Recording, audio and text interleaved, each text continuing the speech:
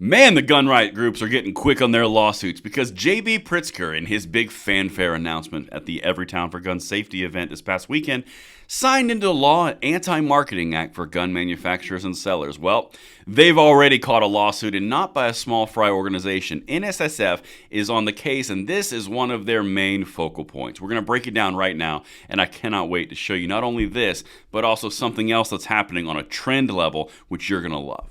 Everything, of course, is linked in the description box below, and make sure you hit that like button, subscribe to the channel, and turn the notification bell on. And just to prove that we're not all the way crazy, what I'm showing you on screen is the increase twice every time I say make sure you check that subscription.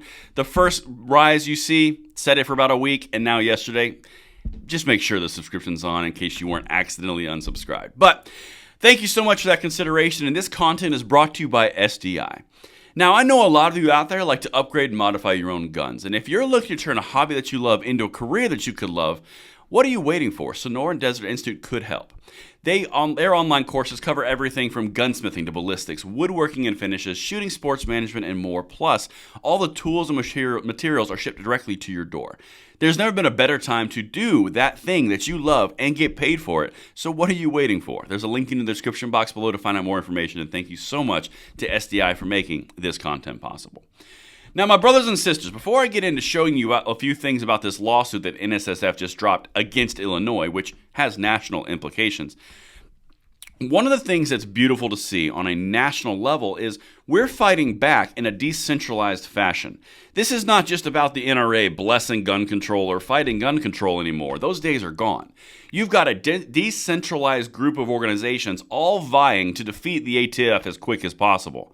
This is something that is going to work in our favor. We are going to fight. We are going to pass the blessing on to the next generation of the Second Amendment through this approach right here. Now, let's get into this. Let me show you what's happening.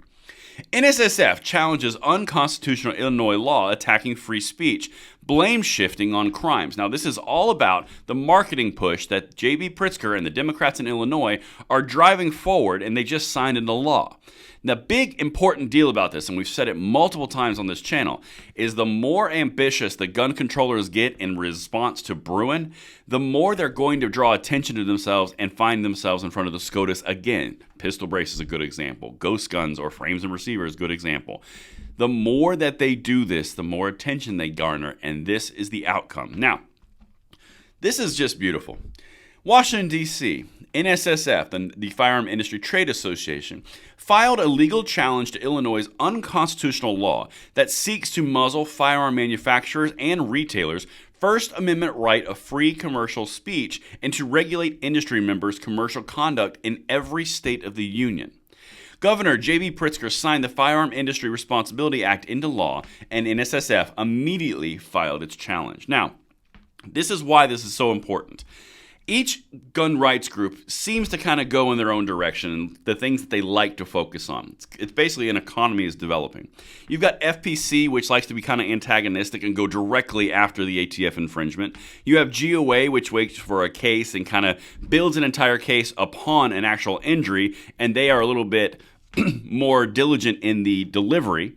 And you've got NRA, which is sitting around being jealous, and then you have NSSF, which is going after the marketing approach, which they've seemed to do across the board from states that infringe all the way up into the actual executive bureaucracies and executive branch. This is delineating into a specialized field where each group is going after each line of attack, which is amazing. But now, let's continue here. Listen to some of the quotes in the press release. Quote, "The flawed logic of this unconstitutional law is second only to the contempt for which the authors and Governor Pritzker hold for the constitutionally protected right of the citizen of his state to keep and bear arms," said Lawrence G. Keene, NSSF Senior Vice President and General Counsel. This law bans commercial free speech, which is protected by the First Amendment. It also requires firearm manufacturers and retailers to establish undefined reasonable controls to prevent criminals from lying on background check forms. The irony is that the firearm industry works hand in hand with the ATF and Justice Department to prevent illegal straw purchases of firearms, while the governor signs laws that set criminals free on the streets to prey on the innocent citizens of Illinois. Just like Governor Pritzker's signature on law banning cash bail, this law empowers criminals and punishes those who obey the law. The important factor to take from this guy, SVP, he's the one who helped write the PLCAA, the federal law in Congress, which prevents this from happening, they're going after it on the state level. Do you see the mesh that's happening? This is important. Let me know what you guys think in the comments field if you're seeing the same tapestry that I am, but let's continue here. Illinois' Firearm Industry Responsibility Act criminalizes the First Amendment protected commercial free speech by banning advertising with vague definitions of intent to appeal to minors. Gun control politicians in Illinois are attempting to restrict law-abiding citizens from passing on safe firearm handling and shooting skills to the next generation by squelching the ability to depict it in advertising. Only adults over the age of 18 can legally purchase a long gun, and only adults over 21 can legally purchase a handgun. They're laying out the case right here. You're going to see similar things in the court filings as it proceeds forward. And this isn't just Illinois, by the way. I believe there's 6 to 7 active cases that NSSF is taking part in under this exact same approach. Again, the decentralization away from the NRA into specialized gun rights groups is working really well so far. But we're going to continue because this is just the beginning and the tip of the iceberg. This decentralization is everything. One more thing for you, then we'll go about our Tuesday. This law shifts the blame of responsibility for an illegal straw purchase from the criminal committing the crime to firearm manufacturers and retailers.